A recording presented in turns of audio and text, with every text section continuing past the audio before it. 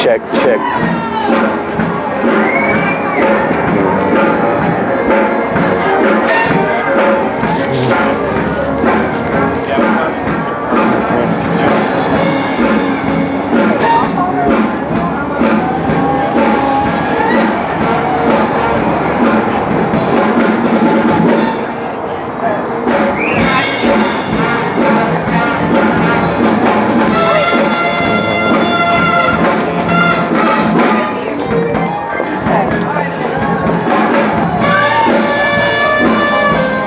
How you doing, folks? Doing well? Be a 10 for the two of you this evening? 10 for him, free for me? Hey, that works too. Make you happy, whatever it takes. Hey, whatever. Yeah, got to. Got to. You falling asleep as you're listening to something? No. Yeah. Let's see, I think we're... Nice. Yep, there you go. Thanks, man. Thank you. Enjoy. What is that? Just like a ticket counter thing?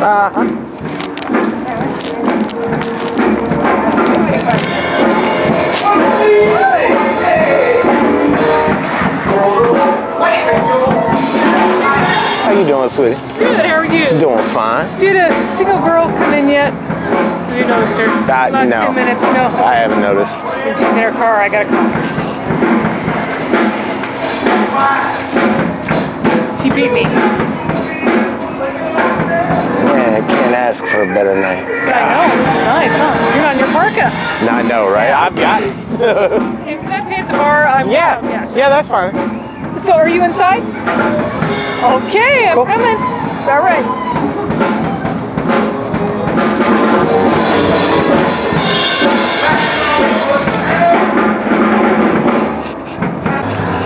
Coming on in tonight? Try to. Cool. Check it out. Be a 5 spot. All right. Dead, man. That tournament's killing us tonight. Oh, yeah? Yeah, numbers wise, we'll probably get hit later. That's fine with me.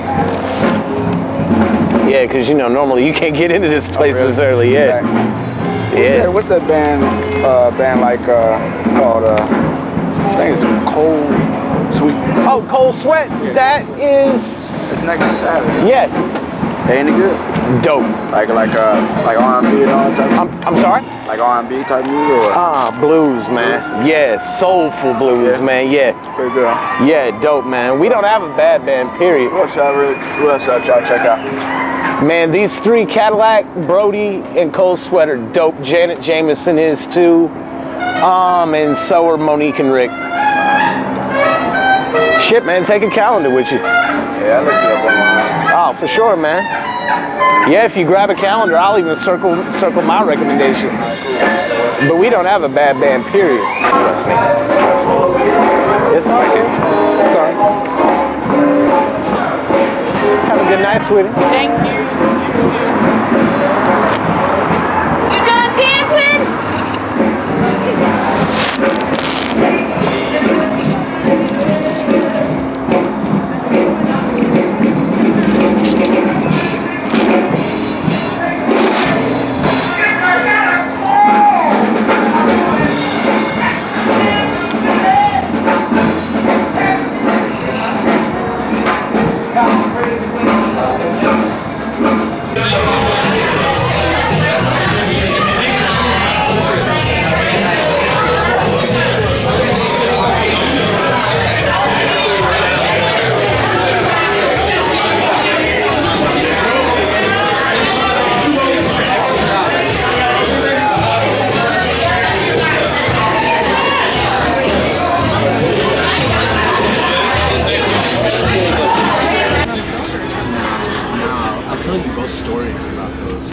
Tell me. This is Parliament, right? Yeah. Okay. One is an urban legend that actually is true, and the other. A cigarette urban legend. Yeah, and the other one is actually like fact.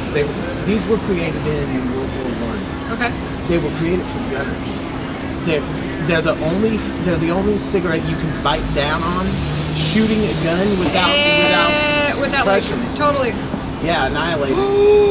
I'm like a cigarette. Just bite down just anytime I want. If I'm just pissed and I don't want to say something inappropriate, I can just bite down instead. And then the urban legend that is also fact is when the feds first introduced cocaine, back in like the late 70s. Oh, they just stick it in there? Yeah. My God. They'd stick it. Is that how you do it? I don't know. Yes, or that's one way. Okay. But they stick it in pure powder and bump it right off the but top. You could probably smoke it too. Oh yeah, whatever's left. There you go. Whatever's left in you it. Get a little smoke act.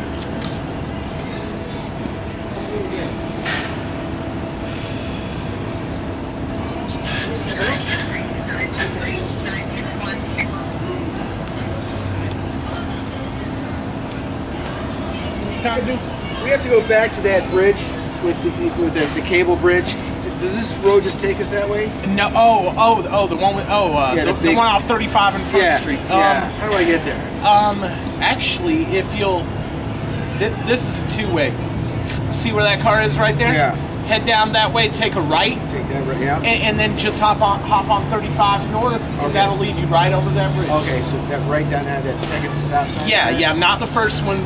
Go to the second one, take a right. Okay. And you need to shoot for your left-hand lane once you get on that. Yeah. I think that's going to be 6th Street. Yeah. All right. So take a right on 6th, go for your left lane, and that'll merge onto 35. Thanks, man.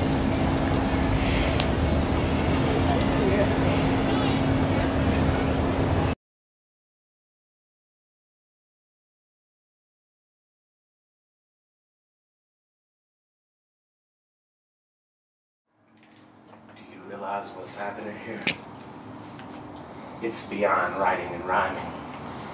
Chimes are chiming in the cosmos because universes are being created. For here, we are gods. There's heart in this. Art is this. Bliss is created in this place. Space is filled and time is stopped. Dropped are our perceptions of what we assume to be great. Fate happens here. These poems are our stories. These poems are the puncture wounds in our palms, and we've all been crucified. Now let yourself be mystified. These poems are our songs, and their call is clarion. These poems are our balms, so let your wounds be healed. Go ahead and wield your weapons of war and off your demons with your stories. Write out your life from glory to glory. This isn't a quarry, so cast the first stone. Hone the things in your life that make your life worth living. Giving the offering of self in this house will never come back void. Avoid offerings of arrogance. Chance the light and risk coming out of the shadows. Now humor me for just a moment and determine that you are among divinity. Let the trinity of mind, soul, and voice transcend you to a better place. Face your fears, your vibration mirrors everyone present. So be present in this moment. Hear and feel your celestial sound. See in yourself what you're feeling and know that you're standing on holy ground.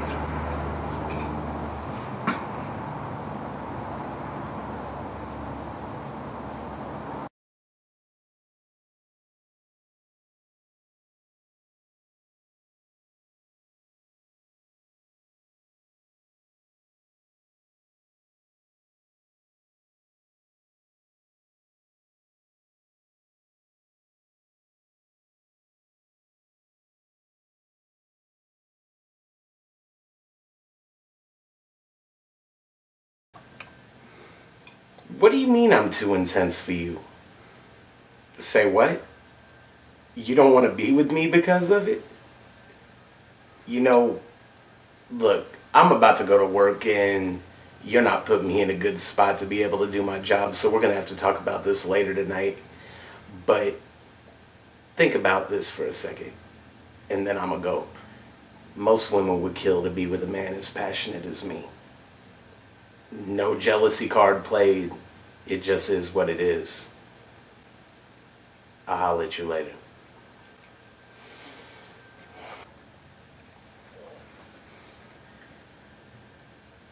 Look, I gotta work tonight.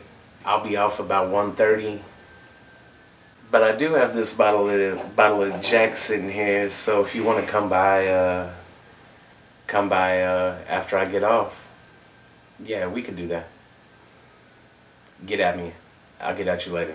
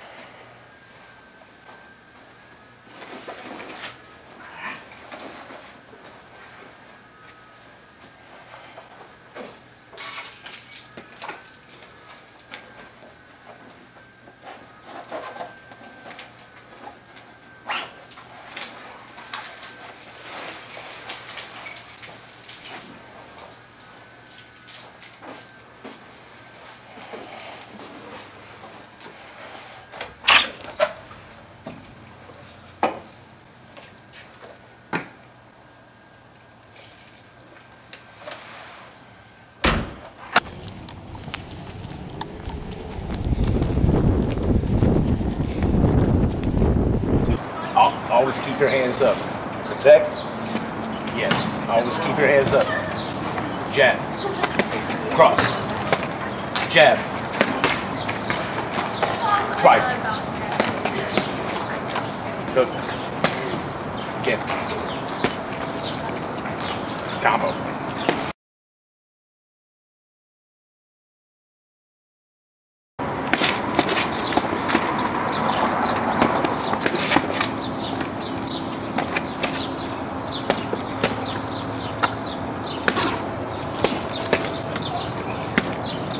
See what I mean? You gotta protect it. You gotta protect it.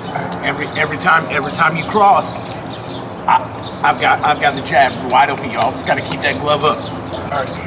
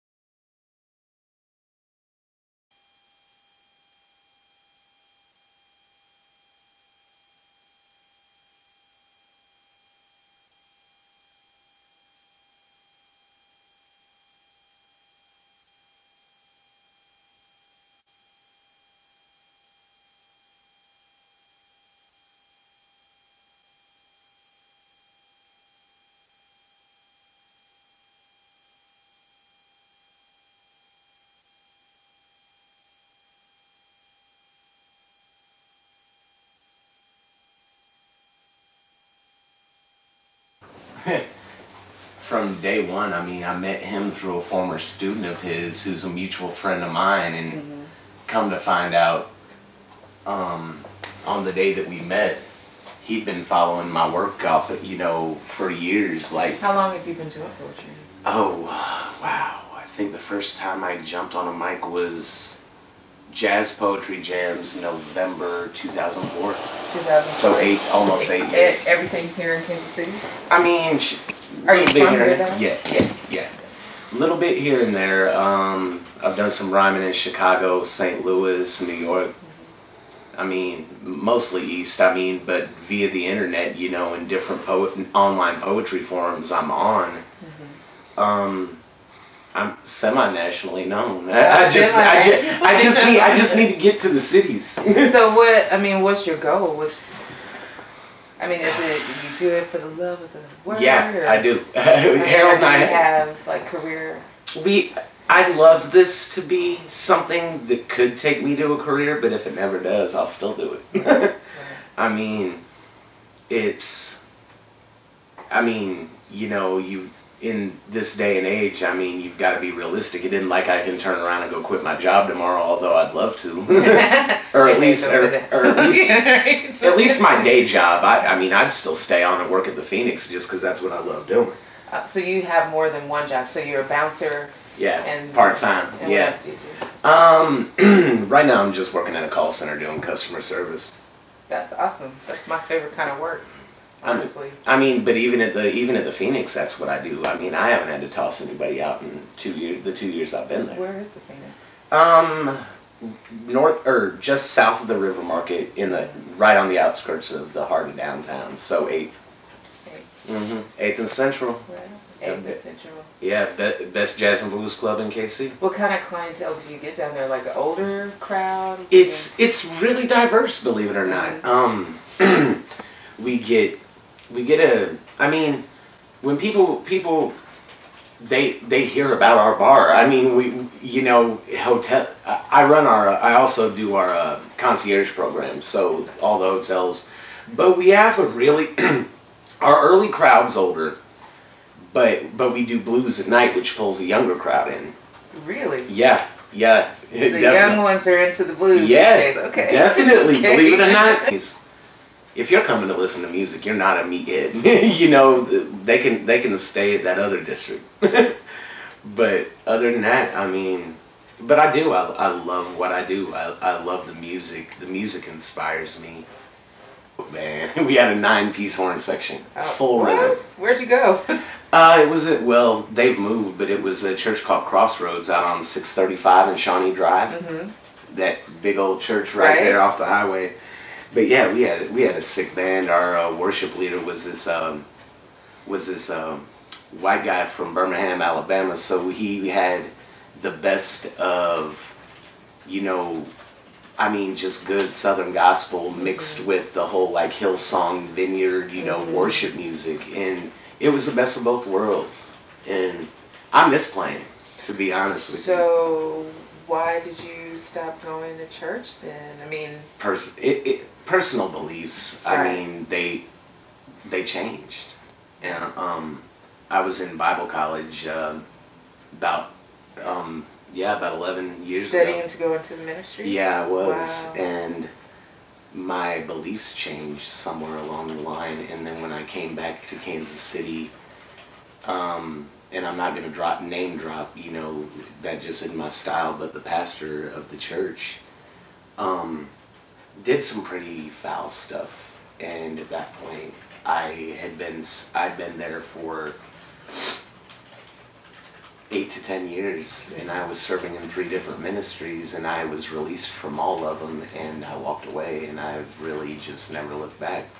So did you want to... Youth. Young people, yeah. Because the only thing that, how could I put this? What makes you you and what makes me me is literally the space between our own ears. That's the world. This is my world. And so when you say that, you're talking about consciousness, you're talking about perception. Yeah, it's all of that wrapped into one. And I mean, it's so complex, but at the same time so simple. But it's just. No, I understand what you mean, because I agree with you that the human mind, the human spirit is very complex. I mean, it's complex to the point where we don't even understand what we are, and we live inside this thing. But it's also so simple. Yeah, it really is. You know, I know I it's. get it. Yeah, it reminds me of this piece, and no, I don't have it memorized at the moment, but I wrote it years ago, and and a friend of mine actually kind of, the whole poem is oxymoronic. Oxymoronic. Yeah, the whole poem is filled with nothing but opposites. Like the opener, and it's a very much an identity piece, but it's I'm as complex as the Matrix and as simple as a drop of rain. Hey. Hi. How's it going? Pretty good. How are you? I'm great. How you doing, Mom? Good. What's your name? My name is Mike. Mike. I'm Lonita. Nice to meet you, Lonita. Nice to meet you. And I'm Michael. Michael. Nice to meet you, Nice Michael. to meet you. Mike and Michael. Yeah. Okay, confusion. now. But G got me involved in it years ago, and I've never looked back.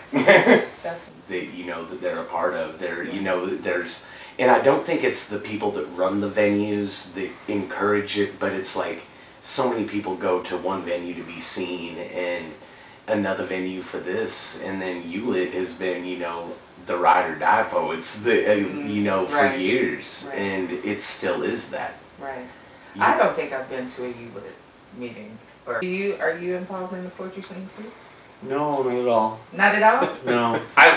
I write occasionally, but What? usually I don't. I usually write music.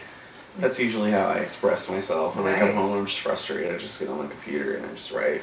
Do you play? Yeah, I'm a band teacher actually. Social justice educator is how I consider myself. Teach in an urban setting. Cool. But I kind of got my Where'd you go to college? I went to college at University of Illinois, Urbana-Champaign. It was a blast, and that's kind of where I opened up because I went to a really small high school in the middle of nowhere in Illinois. And back on it, there were lots of things. Like there were lots of it's easier. Hindsight's better than foresight. So when I look back, I'm like, oh, this, like duh. And I have kind of a more Transgender woman. so a trans woman, she, her. What? No. It was a no. She was born a woman. When I was 16, I went through the Anytown program. Oh, I love the Anytown program. I went through Anytown. I totally did that for 2 years. This so takes me back to half of my lifetime. Yeah. When I was 16 years old and I went through that experience, and it changed my life. Yeah, I mean, it really does. Really it changed did. mine too. So what is the Anytown experience? Anytown, wow, how do I put that into words? And No kidding. Wow. It's something that you have to feel really. But basically it's a 10-day social justice workshop for high school age youth. And they talk about 5 big isms. They talk about race, class, sexual orientation, sex, so your biological sex, and then gender, which is the identity that you feel yourself as. And you have conversations about what it means to be oppressed by, say, like racism or heterosexism, and conversations about what it means to have privilege in those areas. And then you kind of just, it's so interesting because basically everyone comes and they're like, oh, it's social justice, we got to be PC, we got to be nice to everyone regardless of what they look like. No, you can't get real if you're PC. Yes, but that's when it starts getting real, is because when we start having the conversations, people start getting pissed at each other. Because people start saying like messed up things because they're trying to process. I did it actually when I was still in college. I worked it. I worked it as a counselor. Yeah. But it blew my mind. Actually, Anytown is where I separated my both. Like literally. Anytown will break you. It will break you. Like, actually, a few months ago, I wrote a poem, and it is literally about white privilege, and the beginning of the poem is me as a 16-year-old kid going through the Horatio Alger exercise. Yes. Which, and in my camp, we had 84 high schoolers from Where sophomore did you do it? I did mine at Tall Oaks. Tall Oaks, where's that? In It's, Kansas? yeah, it's a little bit west of Baser. I want to work it again. I want to see if they have it. But still. it's 84 of us, hand in hand, in the, or out in the grass, and the person taking us through the evolution is reading off statistics that literally have nothing to do with us. Wow. And they have everything to do with our parents. Like if you come from a 2-parent home, take a step forward. If you go to a high school that is over 50% black, take 2 steps back, and this, that, and the other thing. And from the minute they begin it to the minute it ends. You've got to continue looking straight forward, and then afterwards, after they riddle off, 50, 75 different statistics, they tell you to turn around and look around, and then that's when white privilege said, "Hello, I exist," and something needs to be done about this. And they do that for each of the oppressions. So you look around, and it's amazing because you're standing there with your hand, you're holding hands with someone who you believe is on a level playing field with you, and then once they read those statistics, and suddenly you have to break contact with someone because you're stepping forward, they're stepping back, or the other way, and then when you look around, man, and you just see, you actually see the challenges that other people face. Race to it. And of course the white folks get there first. Right. Because they have the privileges, they don't have some of the setbacks that they have no control over in their lives to be successful. And that exercise, man, it just really gets you to understand. It's the best way to get a high schooler to understand privilege. It's not even just privilege, right? It's the lie of democracy, right? What do you mean? Say it's more the about lie of democracy. Yeah, I would concur with that. Right? It's the American lie. So we have yes. the American the dream, lie of yes. And I thought you have said the the lie. American lie, right? Mm-hmm. So the American dream is anybody that gets here can do anything that they want. Absolutely. Because the opportunity is available. Mm-hmm. But what is not talked about is the levels of oppression or other set challenges, right? That don't even reveal themselves in very blatant ways that obstruct not your vision for the dream, but your ability to get to it. So like if you're on a racetrack, there are all of these canyons, right? Yep. And you can still see your dream, but the canyon that you're facing this time may be 6 foot wide and 1,000 feet deep, as opposed to 3 feet by 2. But in the pursuit of a dream, should it be easier? I don't think it should be easy. But it should be fair. And not even fair, but there should be... Is it not okay to get your own plane or build your own plane? It's fine to do all of those things. Alright, let's say today is like by Tuesday to produce your plane. I mean, you would probably have to steal a plane. You understand what I'm saying? You may not have the economic means. Contract a pilot, a plane, or even a gas to fill that. No. Because I mean, I know that you need other people, but I think that if you won't help me, fine, you will. Or if you won't, then you will. But your time is taking for Tuesday. But who's imposing and also, this on even if you're given who's imposing the Tuesday? I mean, you say hypothetically, but hypothetically, in life, I'm giving you Tuesday. Imposing it. This, okay. What do you do? Like, what's your thing? What's my thing? I'm a mother. Okay, and what else? And I'm a host on a television show. Okay, let's use. Okay, I'll use the host because that's less emotional than the motherhood, right? TV, your longevity is timed, right? You can't expect to break into the news anchor business at 55. Why not? Because it's based on your looks. So? And there are additional physical limitations. I mean, but my it's thing based is on what they need. If they've already got a black person working, then they've met their quota. Here's the thing.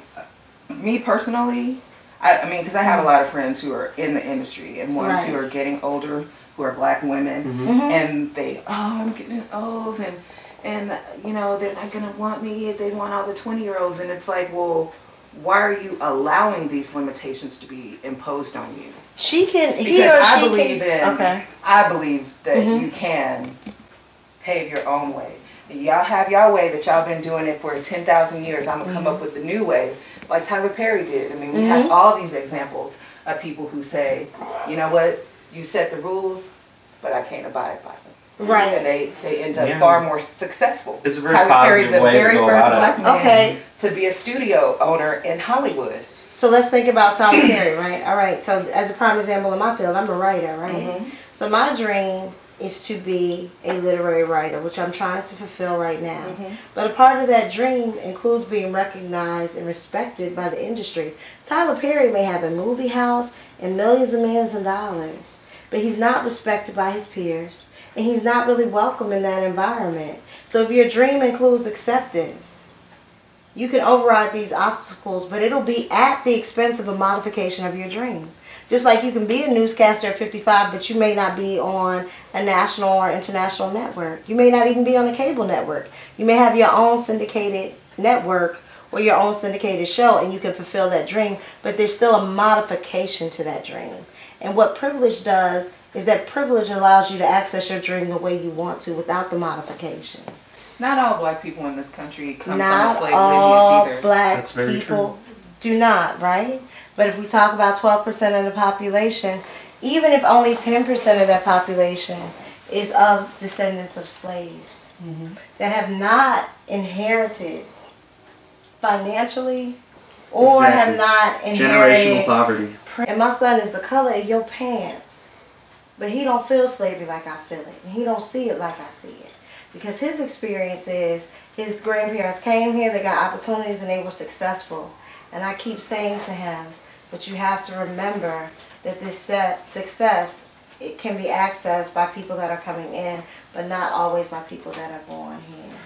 As a white person, my family has accumulated wealth because they have had access to wealth. They have had access to institutions, better jobs, better care for longer than your ancestors. Right. So if I were to lose my job, if I were to fall on my face, I have that accumulated generational wealth to hold me up. I can just say, like, my Uncle Tom, like, we don't really talk much. No pun intended. That's the best one. Yeah, no pun intended, but my white your family too. my white Uncle Tom, he's a millionaire. And if like, we don't talk to him, we don't, like, regularly correspond with him, but if like, push came to shove and, like, my life or my well-being was on the line, he would just send me money. Right. I have that system. A lot of slave-descended black folks do not have that safety net. They don't have that generational wealth that is accumulated. Yeah, and plenty of white folks too. Right, exactly. I mean, shoot, my father is a retired worker for the state. My mother is a retired teacher. I mean, and that's a valid thing that you say there, because, you know, I agree with you. I'm really just playing devil's advocate here. I love it. Okay. It makes the conversation better. Right. I mean, but when I say things like this in a group of white people, you do have poor whites who feel like, whoa. You know, my family didn't have it easy. There were Irishmen who were enslaved. There were Chinamen who were enslaved in this country too. So for us to own this legacy of oppression. At age 16, a man named Horatio Alger helped me see that I was ashamed to be white. Now, I won't delve into whether or not this feeling was right or wrong, but for half of my life, my song has been one of utter rebellion. So I became this whiskey-bent hellion, wanting to change the very thing that I had no choice in being. Only in seeing through patient skies have I seen that the bluest eyes are not on my side of the street. See, I exist where the rubber and road meet, and it's in a place called friction. Now, I may love to read, but the only fiction in my diction is that I came from a place of privilege, as if my lineage or visage speak of nothing but whiteness, meaning opaque, flavorless, and spoiled, and I've foiled my enemies by becoming everything that I've chosen to be and nothing that they expected. I detected the glitch in the matrix and set out to fix that condition. This is a disease that I've never carried despite being born with its trait, and my fate ain't got shit to do with chance and everything to do with choice. Voice is what moves me because I refuse to dance around this issue, and here's a tissue if this shit hurts your feelings, but these dealings aren't anything foreign. In fact, they're as American as apple pie. Now, the lie has been fabricated that white privilege isn't real. And look, I'm out to help people heal. Advantage should be earned, not conditioned or learned. America's been mixed up for far too long, so consider your butter churned. My hope from here is that the corner can be turned. This here ain't no damn science experiment, but it has always burned. So against white privilege, I'll stand against you with a clenched fist. And it is because you exist that I resist.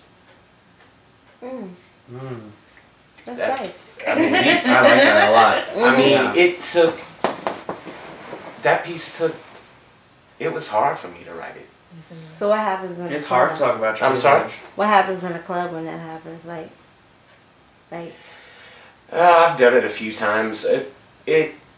Well, the thing is, I've been around, you know, I've been on stage for 8 years now doing what I do, and my views are pretty well known, so it isn't a surprise, but honestly, I'm more scared to perform in a room of white folks than I am That's in what a room I'm of black asking. folks. Oh yeah. I perform that in a room of white folks. You almost hear, you can almost hear people. Really? I mean, people, you know, but the fact of the matter is, I mean, white folks, I get shock value from them. I think that white people know that their whiteness is gold in this. I mean, they are the standard. I think sometimes it's subconscious. Yeah, I mean, I think because it's subconscious, one but they thing, know like it. one reason why white folks are so resistant to the idea of white privilege is they incorrectly assume that privilege means lack of hardship. Right. Privilege is not lack of hardship. You can still, like, shitty stuff can happen to you even if you have privilege. You can still have a hard life if you have privilege. And that those hardships may come from an area of your life where you don't have privilege. But privilege isn't necessarily a good life. Privilege is choice. Privilege is I have more options to get out of this situation. And privilege is, and I do think that privilege is something that's imposed on you, you know, or the lack thereof. It's a choice of mine whether or not, like for instance, like with me, it's a choice whether or not I'm going to accept or resist the privileges given to me because of this. I don't think that I'm not sure that you can though. In a way, and it's small things, you know what I mean? It's, so what are the privileges of you doing that? I'm sorry. No, go ahead. No, go ahead. Like, what are the privileges? You have to watch one episode of Showtime at the Apollo. Like Inverted Sambo? Is that what you're saying? Yeah, and seriously, I mean, the audience will boo us. I mean, I've been to the Apollo, and it was...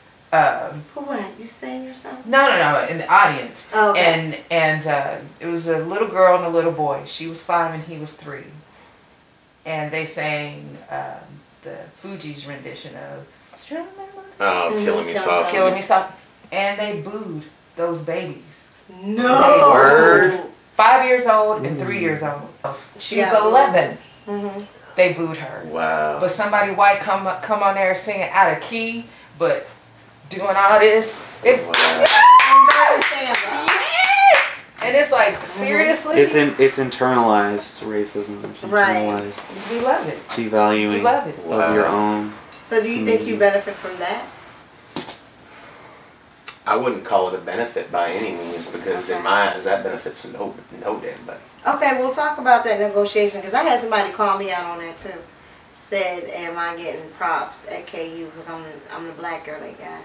I was like, motherfucker, if anything, I'm the black girl they don't want. Because I'm the black girl that talks. Just the fact that they label you that is in itself, like you are being reduced to an identity. You're being reduced to a color. You're not a human being, you're a color. Right, and I embrace that, but I'm not the black that people want. Because I'm the black that talk too much shit. You're not the well-behaved. Too much shit. You're not the well-behaved minority, and then you're the person with privilege that's upsetting the status quo. You're not one in society. Have a whole hell. In those perceptions. So like, what's your negotiation? Like, what's the privilege? Like one privilege. So like, what are your privileges of being in a black club? Like, as opposed, because you said it'd be harder to be in a white club, right? Yeah, definitely. So what are your privileges of being in a black club? It's personal preference, just to be quite honest. So what are those personal preferences? I wish I had some personal preferences for Kate. I mean, for me, it's well, you said it before she got it. It's getting in where you fit in. I mean, as far back as high school, I caught more shit in high school for being who the hell I am.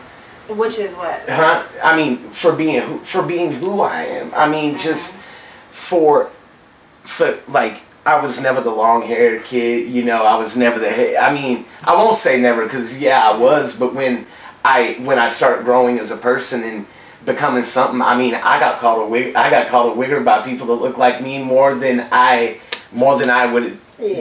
can even remember. And that's because you. That's because I had hip hop. That's because I identified a certain way. Yeah, and I. So are you the same bone white face? Huh? Are you disdainful in white face? No. Okay. No. Okay. And see, them calling you that is an expression of a devaluing of black culture. Mm-hmm. Like, you're white. Why would you want to associate with that? Right. You're better than that. Yeah. I mean, and that's You can do better. a thing that, you know, I keep thinking about as we talk. I forgot your name again. Tell me one more time. Lonita. Lolita. And you? Damaris. Okay, because I keep thinking Damascus. Okay, but Damaris. I remember Lolita, and I have an ex named Mike, so I remember Mike. But I mean, this thing. There's, you know, I was reading an article in, I think, Essence a long time ago about this this black woman who's working this job, and one of her best friends at work was a white male, and they hung out, they ate lunch together. He was married to a white woman, and you know, she was very high performing at work and everything, and she gets engaged, and she brings her fiance to this best friend's house, and her fiance is a black man, and he asks her, why would you marry a black man when you're good enough for a white man? Right, he got confused. And that, so she was like his little sugar mama that he wasn't fucking yet. That he wasn't fucking yet. He wasn't fucking yet. Like, maybe I mean, he was not physically obviously fucking, right? he was attracted to her Psychologically. but she's educated, she's articulate, she's, you know, high performing at work. And he found her attractive, so apparently she's good enough. Right. So I think what you're saying is the devaluing of black culture. It goes both ways. I mean, you dressing a hip hop gear and everything. If I go somewhere with you and you and I are a couple, they're still gonna think I've come up. But who's can he they? buy his Who is they when you say they say that I come up? What is the they that you're speaking to there? Are you talking about society as a whole, the black community, the white community? I think both. Society as a whole and black people as you know, because I know black women, I don't know if you feel the same way, but we are starting to feel like the lowest woman on the totem pole. I wasn't starting to feel that way. I think that's how I'm viewed. That's how you viewed, but you're aware of it. Yeah, you're aware of it. Extremely aware. Yeah, and I had a girlfriend. We were having this conversation about, of course, black men dating white women or dating each other, particularly in the Midwest. Yeah, and pussy gets real dry. And the thing that was alarming to me that she said was, but we are starting to come up because now white men are wanting us now. There's no way for me to assimilate. None. And so in DC, and even what you're saying about dating, right, and black women being at the bottom rung, in DC it's the direct opposite. Only people that ain't dating in DC is white women, because the black men mad if you dating a white guy, and the white guys want the black women, right? But here it's the direct opposite. I had decided at probably 30 that I didn't want to get married because I enjoy variety in my life. But in this space, there's not variety, right? So, because black women are not held on a platform that's socially acceptable or physically acceptable in terms of beauty, because of this biological stigma. And so, like, you take I think it's different for right? queer black women, though, because in the Midwest, it's... Yeah, is that another fetishizing, though? Because I see it all the time. I what do you mean? It's fetish. Black women don't date other black women. Right. Unless they hood. Right. Unless both of them are hood. I know some folks who do. You're making me think about some people that we both know. Yeah. Yeah, because you know what? Now that I think about it, I had two friends who dated. One was white, one was black. And then another friend I have, one is white, the other's Mexican. So is it like the fetish, right? I don't think so. I think for one it was. I think the white woman dating the black woman. It was hard to know the difference, right? Yeah, and you know, I really can't speak.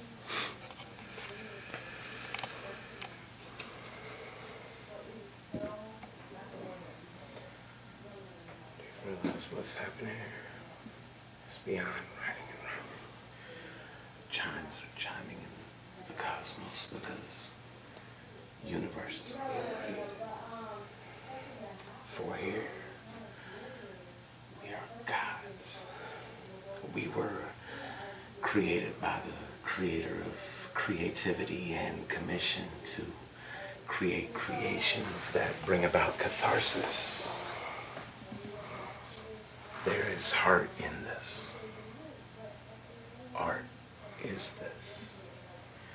Bliss is created in this place. Space is filled and time is stopped. Dropped our perceptions of what we assume to be great. Now let yourself be mystified. These poems are our psalms and their call is clarion. These poems are our balms, so... Tokenizes and reduces queer men to objects. I think it's objectifying. And dolls, right? Yes. That's what and the other thing is, it sets up what I was talking about earlier, this idea that queer men are safe. Mm-hmm. And that they do not have privilege for their sex. Mm-hmm. That they will not do what they did and make you feel uncomfortable as a woman. He didn't necessarily make me feel uncomfortable. Not in that way. But like in a sense question, of, exactly. Right? Like it puts you in a place of having to question something, like having to really process and like what's going on here. Yeah, and that's it puts you in a place of vulnerability. I think that's where you can reduce everybody down to that human thing. Right. You know what I mean? Because like I said, no matter what you identify as, if you two grown mugs in the dark, you two grown mugs in the dark. You know what I mean? Yes. And so I don't know. And let's be fair, if he was heterosexual, it would have been the perfect date. Like I would have woke up in love, right? But the thing that I feel like is, it was the perfect date. Right. And if you had reciprocated, if you would have went there, the problem would have been the emotional attachment. There'd be no future in that. Right. It would have just been the perfect date. Yeah, man. Oh my gosh, why is this taking so long? Where did he go? I don't know. I don't know. Maybe he's in the bathroom or something. Maybe you went to get another drink? Yeah. Spilled? I don't know. I need a drink. Oh, okay. Girl, go get you some. Yeah. I'll be right back. Okay. What? I would have asked her to bring me a drink. So the probably be wrong when she get back. I'm going to sit in her warm spot. She's not going to come back for a while. She's going to take her time getting that drink. Let's see. Let's time her. How many things can we talk about while she's gone? And Mike's gone. I wonder if Mike is just doing that inverted Sambo thing. Yeah, no kidding. Cause he likes soften us up. Pick and one. you know he might like some he might like black women. You know, it's a history of liking black women in disguise in this country. Everything reaches for us and tries to eat us from the inside out. Sometimes I feel that way. You know, I got all this historical trauma. But shoot, what's happening up there is I mean, I don't know. It's funny because so many people, so many people we run into every day just don't understand each other. Right. This is what brings understanding. Talk to me a little bit more about this having something in common with somebody. As in white women. Well, okay, so you know that I used to date. I do. That he and I would have children together. Yes. And when we were together, he would say to me, you know, I never date a white woman, and I date a white man and stuff like that. And you know, and I was like, oh, you wouldn't? Yes, you would. And he's like, no, I wouldn't. You're the whitest woman I've ever been with. I can see David saying that. That's saying, why I'm laughing. Okay, and so now you know he has a baby with a white woman. And I was like, so yeah, I thought you would never go date a white woman. He's like, you know, you still the whitest woman I've ever been with. And so, what does that mean? I mean, I think I have things in common with just about anybody because I would say so, but that goes back to the forum. You know, it goes back to I don't know, so many white women live their lives in that bubble, you know, like there's nothing outside of this. There's nothing. I mean, do you watch Bill Maher? Yes, I do. Inside of the bubble. Yeah, yeah. I like Maher. I'm a bigger Stewart fan though. Yes, Stewart's my dude. Stewart and Kohfeld crack me up. They do. But commonality for me, I'm a social and a political activist, and if I've got nothing in common, and that's both sides of the scale. If I've got nothing in common with you, but if you want to speak generalizations, white versus black, there are a whole lot less white women that I have much in common with. Right. You know what I mean? Right. But what about a black woman like me? I mean, I may not be a social or political activist, but the thing is, we have art in common. We have a love for people in common, so there is common ground. Right. Feel me? So you think that white women don't love people? They're not artists? No, they are. But again, I'm speaking very general terms here. You know what I mean? But it's... So is it something else? I mean, when you are dealing with a woman, is it something else? Is it... I mean, because it can't be what we have in common. It has to be if we're attracted to each other. I mean, there has to be... That's part of it, but I mean, yeah, you have to be attracted to the one you're with. You have to be. But for me, what I share with somebody as in a connection beyond physicality. And it's not a historical... No, Chicago won't allow it. Wow. I mean, it's legend that the FBI was actually the people that did it. They raided his house. Jagger. Yeah, they raided his house, and Mama D is one of the last surviving women that was in that house, and I met her that week, and that experience was surreal. And when I did this poem on the stage on that same block, there were 2 FBI agents up on top of the roof. Wow. I mean, I kind of had my put your money where your mouth is type scenario, because it's like, as I'm rhyming, something says to me, look up and to your right, and I look, and there are 2 FBI agents up on the rooftop, and I kind of gulp my stuff. Now, was this for an audience, or you? Yeah. Oh. Yeah. Wow. And I kind of had this moment when it was just like, okay, I'm on stage right now at a Panther rally, and I've got 2 FBI agents. I can either shut the hell up, or I can gulp my stomach back into my stomach and keep pushing. And you kept pushing. Yeah, I had no choice. So what happened? I mean, nothing did. No crazy phone calls? No. You answer and they hang up? Nothing like that? No, but... people get divided like fractions by actions of closed-minded fools and ignorant factions. As a people, we're misguided. The human race is divided, and acceptance is eluded for too long, and we've got to find it. So how can you look a man in his eyes and up in his face spit? These ignorant motherfuckers, people die for this shit. People die for what they think. People die for what they know. People die every day so that we as a people can grow. The state of this great union will eat you up with time. Heartlessness is a punishable offense, and ignorance is a crime. So how can you say you can when black folk can't get restitution? And how can you call yourself a patriot when you said fuck the Constitution? Our government don't give a shit about us. Go ask the head of FEMA. They hurt and kill the innocent. That's the families of Diala and Louima. Take the blinders off of your fucking eyes, and for the first time learn to see.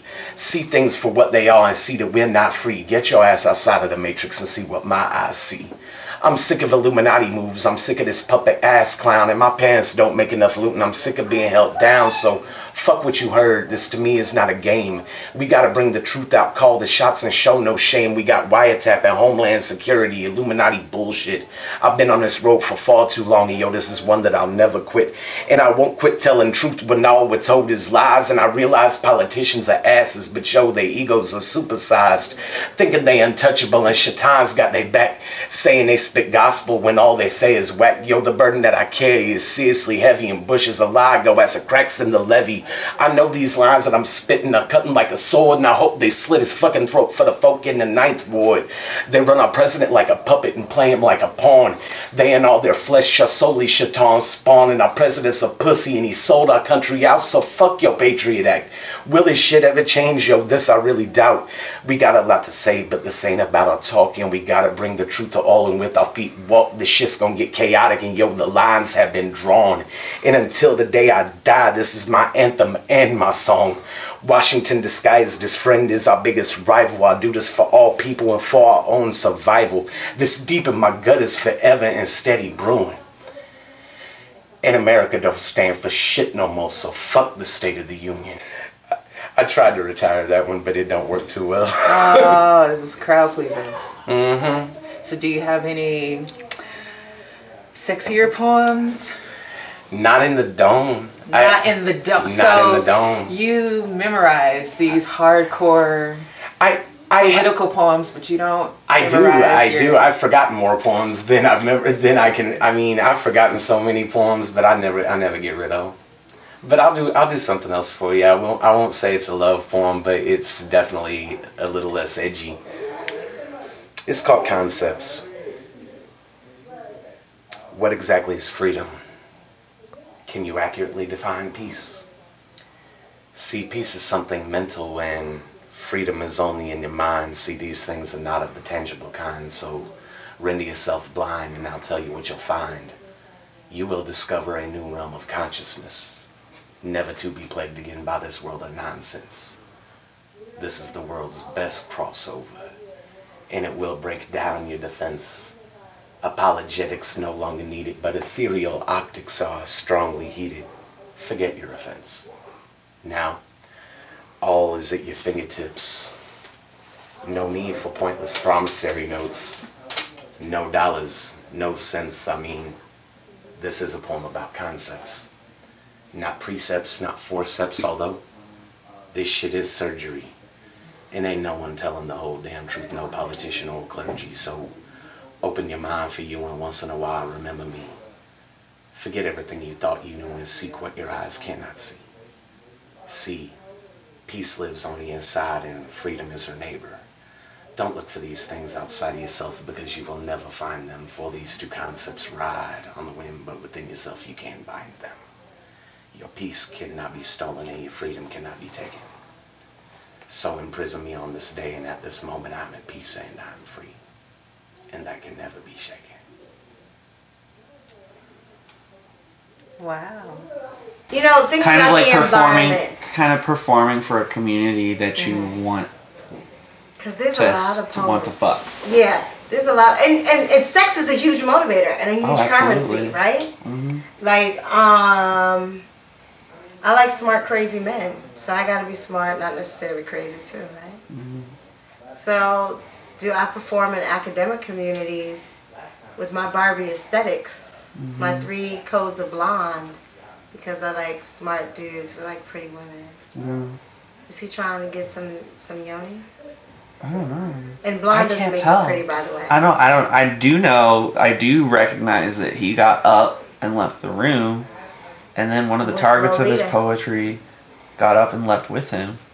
Yeah. I mean, I don't know if that speaks to his intent, but results are results. It might be some benefits, right? Yeah. Right?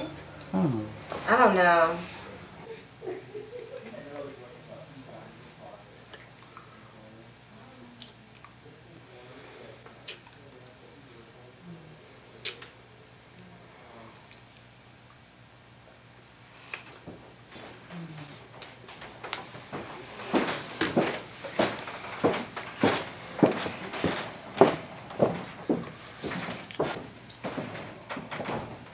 You found my spot already. Industrial society promoting heterosexuality because it's more profitable. Wow. Promoting white femininity. Lesbian. Yeah. Social construction of sexual identity. My head is blowing up right now. My head is blowing up right now. We were talking about how, like, what's happening here needs to happen, like, everywhere. Yeah. Like, people talking and gaining understanding of one another. Totally. Because, and I think it's just because people are afraid of that initial sitting down with difference. Like, I love sitting down with a group of people who are really different from me and then getting challenged. Like, I get high off of that. So it's not just a thing. I thought that you were like into white guys for little flames. Like, you really like white guys? Do I really like white guys? Yeah, like, you gotta take it there. Oh, okay. It depends. I'm not into flings. I mean, I don't have huge fetishes outside of actual fetishes. Right, actual fetishes that you bring. Like, you don't kind of be bringing that. Right. Yeah. Right. So, but yeah. In Lawrence, I don't get to date a lot of white guys. I mean, and I thought that was very living in Lawrence? Yeah. Just thinking about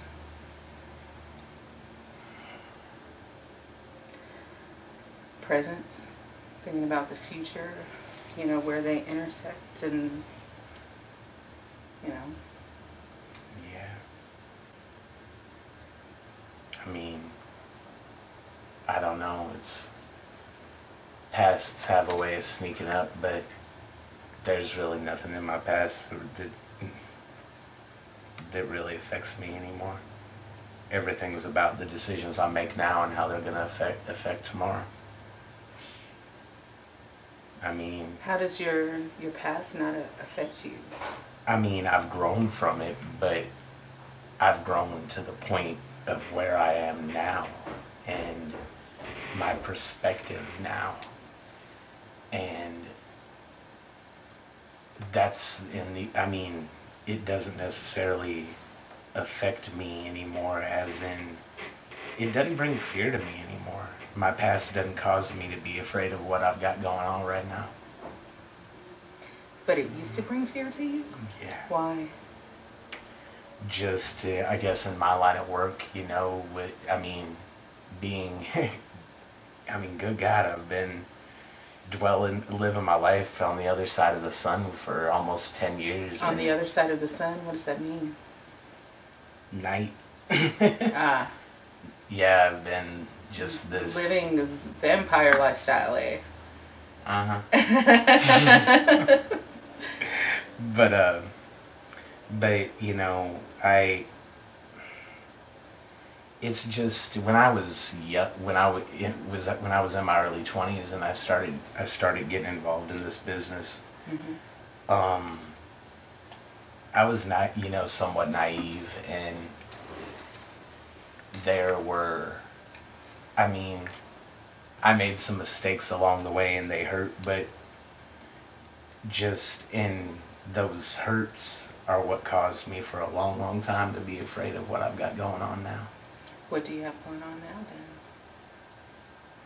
Everything that should be. Everything that should be? Yeah, I think so. What does that mean? I mean, I can appreciate your poetry, but I mean, I'm asking you. I mean,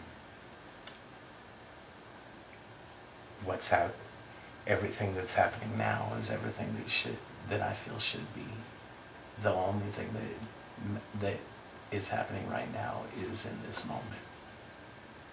So we're talking more like Buddhist. Wow. Are you, I mean, are we just, you know, talking spiritually? Or are you talking about something specific, like work is right? I mean... No, I'm talking about this. Oh, me and you? Yeah, completely. Of course. Excellent. You mean this moment? This not moment. This time in your life. No, not this season, not this time in my life, hell, not this week. But this moment. So it is very Buddhist. Yeah, it is. And the only thing that's going to matter in the next moment is the fact that you're still going to be sitting here. I know. Don't make me blush. I'll try not to. So, what is happening in this moment and it feels right to you? What is that? Conversation, energy, reality. I mean, it's a culmination of all those things, but I think it feels right.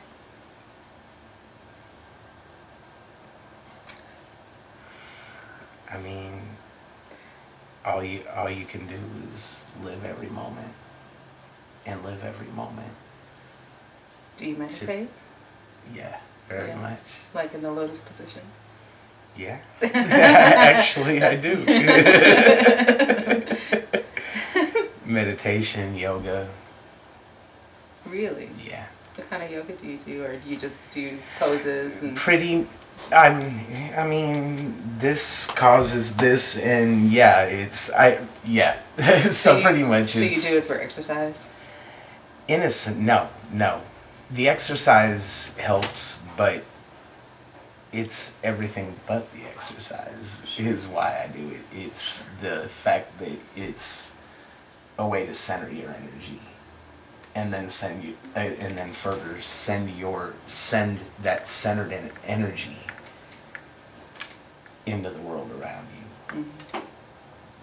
However, though, I really do want to do one of those like yoga in like a 110-degree room, one of those sweat sessions. Yeah, I want to try that. Hot yoga. I want to try that. I really want to try that. I just think it would be a really cool experience. Yeah, when I was little, my cousin and I, we had no idea what yoga was, but we, try these poses that we saw. We're imitating these things that we saw. Had no idea what we were doing. And then when I went away to school, a part of our working in class was we had to do the sun salutation every morning. I mean, like, they made us get up and go out with the sun and do the sun salutation. It was pretty amazing and eye-opening. And that's when I started reading about, being awake, and studied acting in school, and there are a lot of parallels between that philosophy and being a centered actor who can have a visceral experience, and what actors call being in the moment. Yeah. It's a little different than, I guess, being in this moment, though. I guess. I think it is. I mean, I think that if you experience each moment, then each moment should feel like this. Each moment you should be present and... Very much so. And feeling what you're feeling. Instead of distracted from what you're feeling. So. Very much. You gonna like that? I like what I know. I like what I'm feeling. You're gonna like that? Yeah. I thought you said. Oh, you like that? Okay. No, I do like that. I do like that.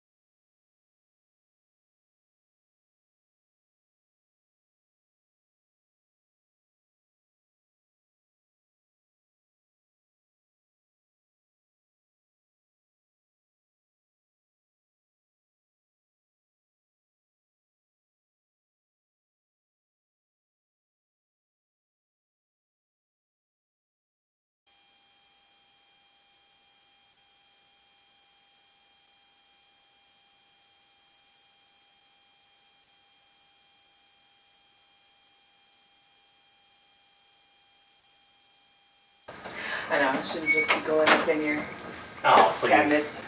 Whatever. I don't subscribe to that, but okay.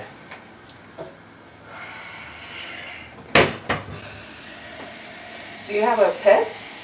No. When my parents go out of town, if they don't take the dog, I either go down there and house and dog sit, or she comes. Yes, I did.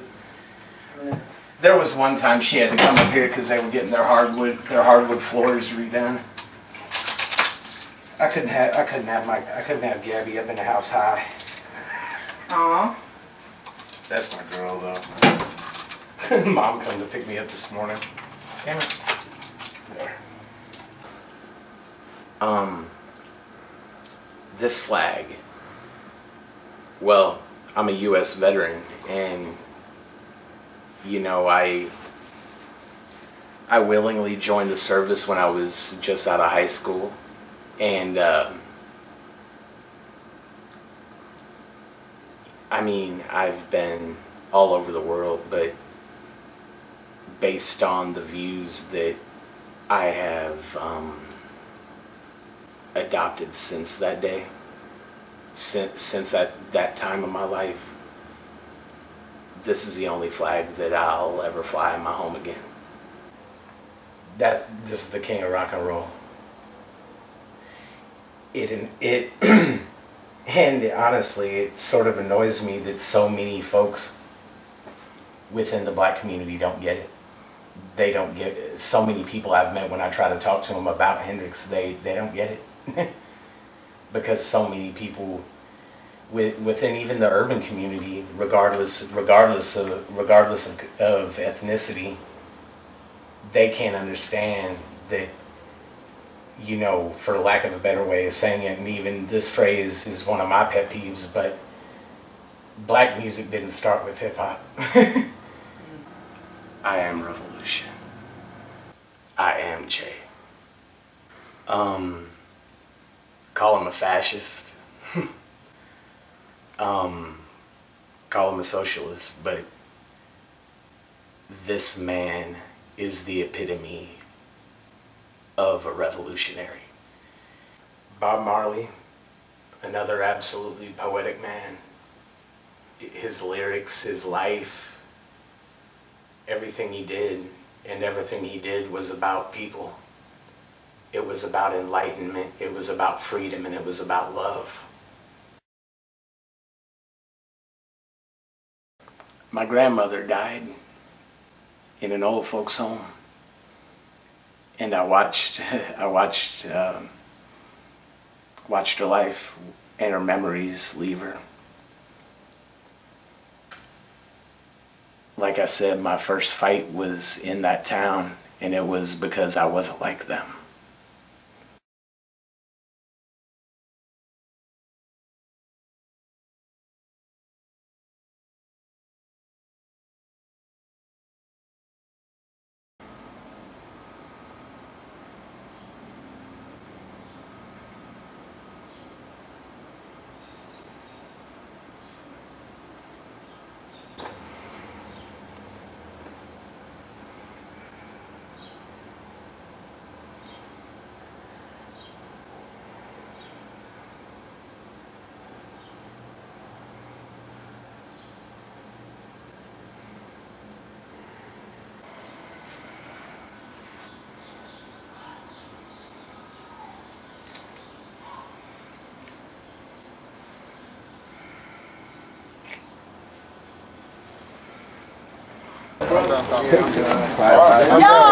I tried to do the right thing. I'm looking over my shoulder. She said, "What's Mr. Wafer doing there?" I said, "Somebody I know." That's what made me want to What's here? We gonna get it.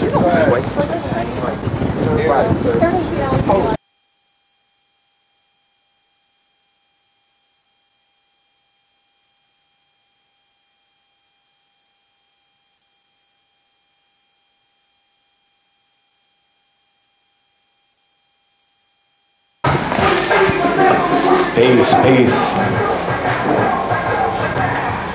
Hey, for everybody that is here, first off, supporting you, Lit, thank you. As well as supporting me, supporting Kansas City art, Kansas City poetry. I mean, I wouldn't even be in this position without y'all, so thank you.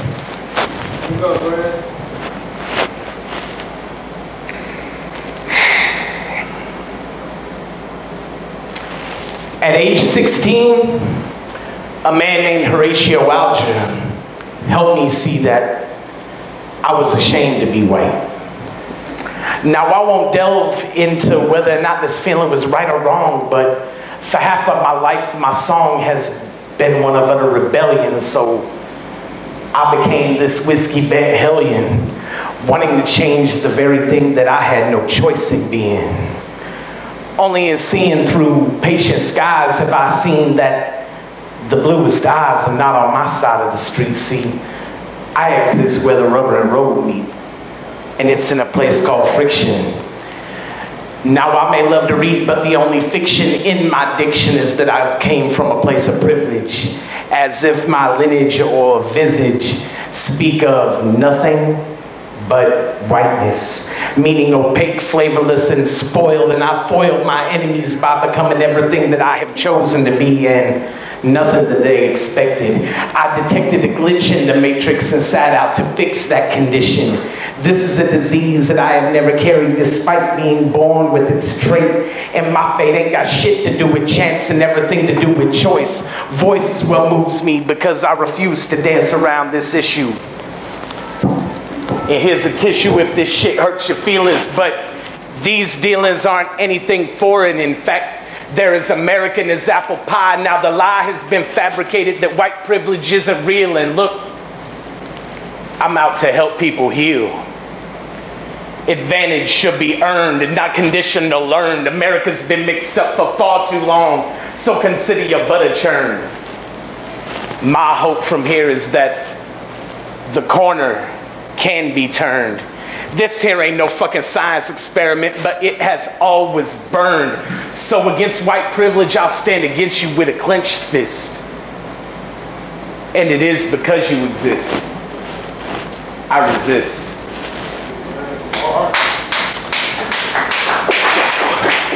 See. Go ahead and call this deception if you will. I still steal my smiles. In the aisles of my mind, I find that I am blind to what it is that you see in me. So, if to be or not to be the question of the hour, then which face in the mirror is the one that I empower? These aren't sour grapes, just the result of different fates bound to separate lives. Hello, my name is Michael, and you don't know me yet, but bet on me in this game of life as if I'm some two-sided coin, because I'm about to join the prefix read and follow it with mix, for this will change my song. Ain't nothing wrong with this, it's just growth. But to be honest, throughout my life, I have come to loathe my own image. I clothe myself in everything that is right, only to find that there is never enough love left in my gaze. Peace.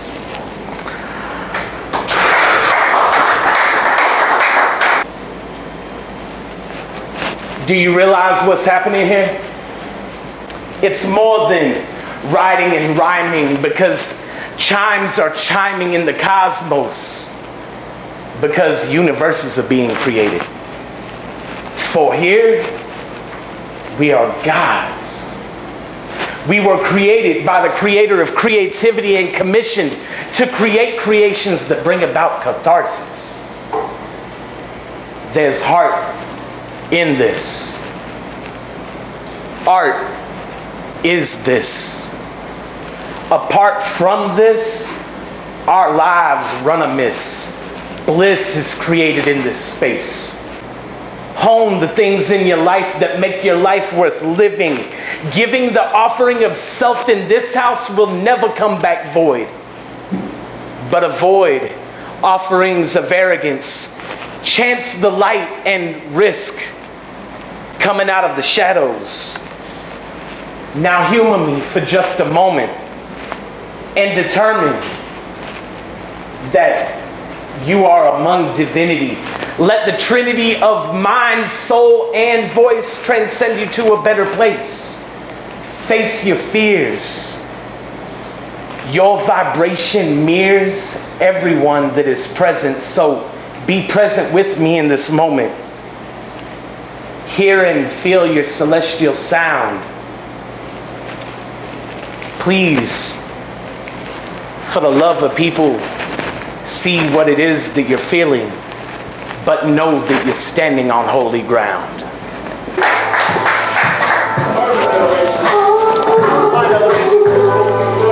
That's nice.